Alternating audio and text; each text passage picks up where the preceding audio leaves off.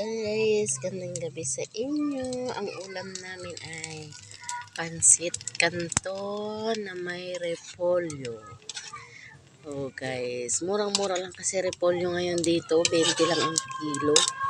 Kaya yung pansit canton lagyan natin ng gulay. Yan, may repolyo yan guys. O diba? Ulam na yan guys. Repolyo.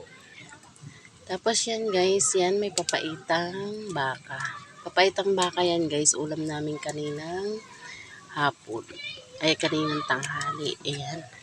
Yan, ito hapunan ko guys. Diba? Pansit canton na may repolyo. Masarap yan guys, yung nag-uulam yan. Hanapan natin ng masarap. Para may gulay naman yung ating pansit canton. Uri na kayo guys, kain na tayo. Bye-bye. Ingat kayo palagi.